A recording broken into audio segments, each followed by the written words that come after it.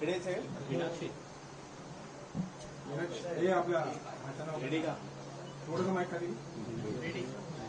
पूरग्रस्त भागातील शेतकऱ्यांना वेगवेगळ्या पद्धतीनं मदत करण्यात येईल. तुम्ही तुमच्या 1 महिन्याचं वेतन त्या भागातील शेतकऱ्यांसाठी मुख्यमंत्री सहायता निधीसाठी दिलेलं आहे. कशा पद्धतीची आपण उपाययोजना करतो? नाही, असं आहे ना, ते मी स्वतःहूनच ते काय जाहीर केले की माझ्या 1 महिन्याचं जे आहे माझं वेतन जे आहे मी मुख्यमंत्री निधीला देतो आहे. कारण महाराष्ट्रामध्ये ही जी आसमानी सुलतानी जी कोसळलेली आहे ती फार मोठी आहे आणि त्याला सगळ्यांनी मदत करण्याची आवश्यकता आहे असं मला स्वतःला वाटतं. आणि अनेक लोक जे आहेत स्वतःहून जे आहे यामध्ये आता पुढे यायला लागलेले आहेत. तर म्हटलं आपणही कुठे मागे राहता कामा नये म्हणून मी जे आहे माझं 1 महिन्याचं वेतन सगळ्या खासदारांनी आमदारांनी ही भूमिका घ्यायला पाहिजे असं वाटतं. ते आता ते त्यांचं ते ठरवतील. मी त्याच्यावर काही बोलणार नाही. मला काही कोणी सांगितलं मी माझ्या मनानं केलेलं आहे. काय ते बघतील काय करायचं ते.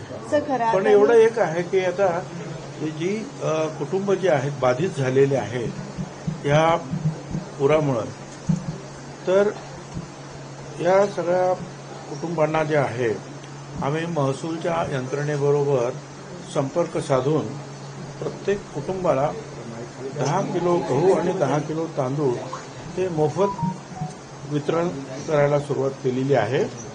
आणि आतापर्यंत वेगवेगळ्या जिल्ह्यांमध्ये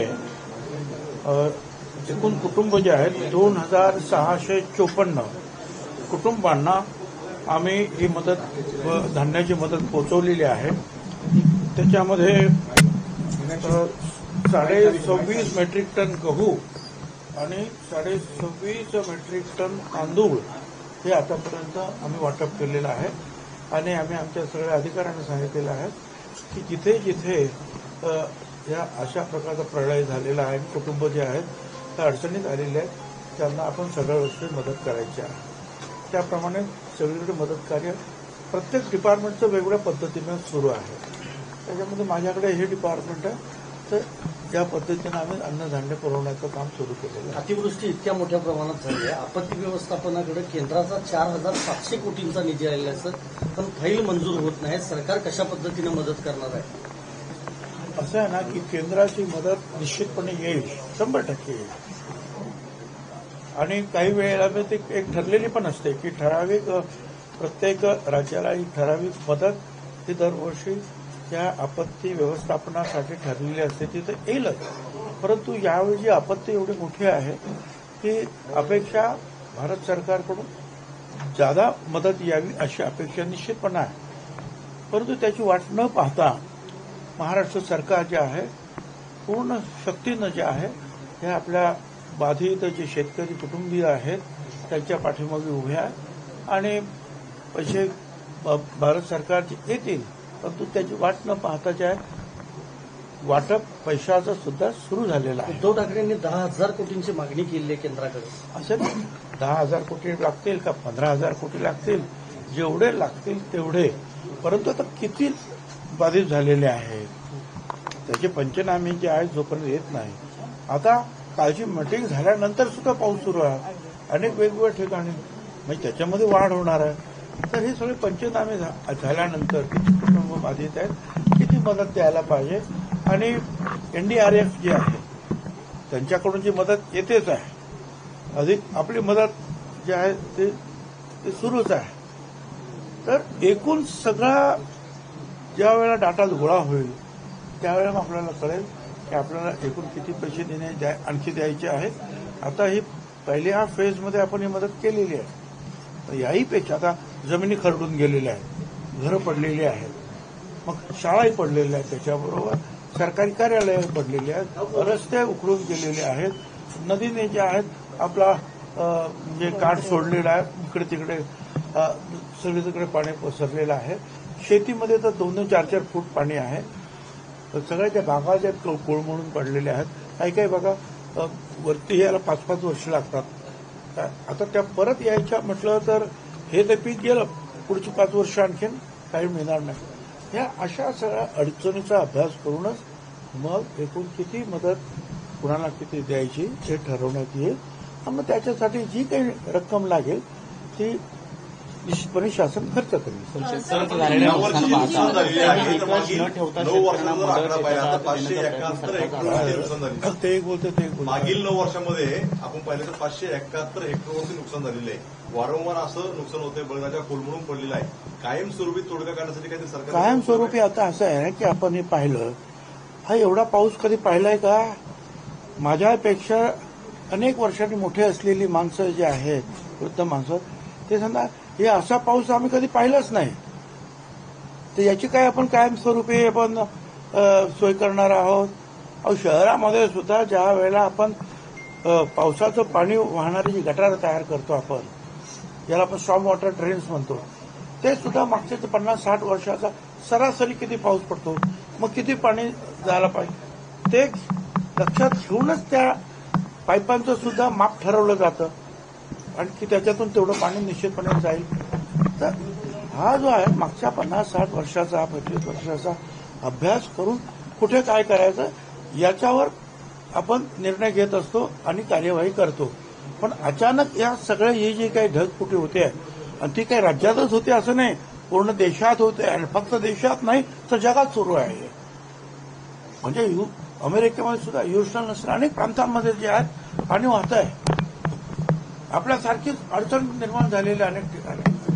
तर आता ही जी आहे आपण ज्याला ग्लोबल वॉर्मिंग असं म्हणत होतो आणि अनेक लोक जे आहे त्याला फार काही महत्व देत नव्हते. पण आता त्याचं आपल्याला ते सगळं लक्षात येईल की पूर्वीसारखं काय हे हत्ती नक्षत्र आलं आणि हे फलान नक्षत्र आलं, आता एवढा पाऊस पडणार आणि आता ते जेवढं तसं होतं नियमानं, ते सगळे नियम आता बाजूला गेलेले आहेत आणि कुठेही कसाही कोसळतो पाऊस पडतो असं नाही, मग कोसळतो आणि त्याच्यामुळे जे प्रचंड नुकसान होत आहे. आणि त्याची अपेक्षा यापूर्वीचे जे काही डिझाईन किंवा टाउन प्लॅनर्स होते, आर्किटेक्ट, त्यांनी कधीच अशी अपेक्षा केली नव्हती की असं काहीतरी होणार आहे पुढे.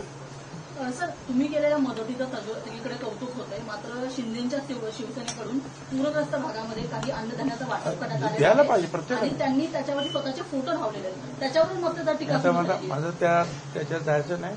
माझं म्हणणं आहे की पॉलिटिकल पार्टी शिंदे असतील ने फडणवीस असतील ने शरद पवार साहेब असतील ने अजित पवार असतील, कोणी आणि नुसते राजकीय पक्ष नाही, सगळ्या संघटनांनी जे आहे त्याला पुढे यायला पाहिजे. अगदी ह्या तुमच्या जे काय म्हणतात ना चित्रपट व्यवसायातील त्या संस्था, त्यांनी सुद्धा पुढे आले पाहिजे, उद्योगपतींनी पुढे आले पाहिजे. ज्यांना जी जी मदत करता येईल ती मदत यावेळेला महाराष्ट्रातील आपल्या या जनतेला करण्याची सगळे मंत्री नेते आवश्यकता आहे. मंत्री नेते जे आहेत महायुतीचे हे आजपासून दौऱ्यावरती आहेत. आपण कोणकोणत्या भागात आता मी चाललो आता विशेषतः मी जे नाशिक भागामध्ये काल विशेषतः ज्यावेळेला मीटिंग चालू होती त्यावेळेला तिकडे एवढ्यामध्ये ढगफुटी झाली. आता आमचे सगळे लोक तिथे गेले आहेत, ते पंचनामे सुरू झाले काय आणि आता मी निघालो का इथे काही काम होतं ते आटोपलं. हिंदी में जानना चाहेंगे, जिस तरह से महाराष्ट्र के अलग अलग पार्ट्स में परिस्थिति है, क्या जानकारी देना चाह रही है फार्मर से बात? देखिए सर, सब जगह जो है मुख्यमंत्री उप मुख्यमंत्री उन्होंने बांट लिए कुछ जिले, यहाँ तुम जाओ वहाँ तुम जाओ, और मुख्यमंत्री ने सारे जो है जो पालक मंत्री है, गार्डियन मिनिस्टर है, उनको कहा कि वो अपने अपने जिले में और खुद के जिले में और जहाँ आप वो गार्डियन के मिनिस्टर के तहत काम कर रहे हैं वहाँ तुरंत जाए. तो सब लोग जा रहा है, मैं भी निकल रहा हूँ. मगर ये जो है ये डिपार्टमेंट का कुछ काम था कि भाई ये अनाज जो है इन लोगों को पहुंचना चाहिए. जो भी लोग जो है इस भारी वर्षा के कारण नुकसान जिनको बहुत बड़ा पहुंचा है, उनको जो है जो हर फैमिली को हम 10 किलो गेहूं और 10 किलो चावल वो मुफ्त दे रहे हैं, जिसमें अभी तक जो है 2654 फैमिलीज, इनको जो है हमें करीबन 26.5 मेट्रिक टन गेहूं और 26.5 मेट्रिक टन चावल बांट दिया है. और ये काम शुरू है तो ये सारा जो है हमको जो काम करना था वो अभी हमने पूरा किया। अभी हम भी मुंबई के बाहर जा रहे हैं, जहाँ मतलब नासिक और वो इलाके में जहाँ बहुत बड़ी भारी वर्षा हुई है। विपक्ष को क्या जवाब देना चाहेंगे जो सवाल उठा रहे हैं? विपक्ष कह रहा है कि 50,000 तुरंत जो है रिलीफ फंड दिया जाए फार्मर्स। जितना भी लगेगा उतना सरकार देने के लिए तैयार है, मगर सारे कलेक्टर है, सारे रेवेन्यू यंत्रणा जो है वो जो है अब विजिट कर रही है, लोगों को मिल रहे हैं, कितने घर टूटे हैं, कितने एकड़ जमीन खराब हुई है, मिट्टी निकल गई है, कितनी फसल बर्बाद हुई है, कितने गवर्नमेंट के जो है बिल्डिंग है, स्कूल्स वगैरह जो है खत्म हुए हैं, रास्ते खत्म हो गए हैं। ये सारा जायजा लेने का काम शुरू है। जैसे ही पूरा जायजा लिया जाएगा, फिर कितना पैसा लगता है वो बात अलग है, जितना लगेगा उतना, क्योंकि किसी भी हालत को किसान भाई बहनों को पूरी मदद करना ये हमारा प्रथम कर्तव्य होता है और सभी लोगों को चाहिए कि इसमें हाथ बटाएं। बिल्कुल सर।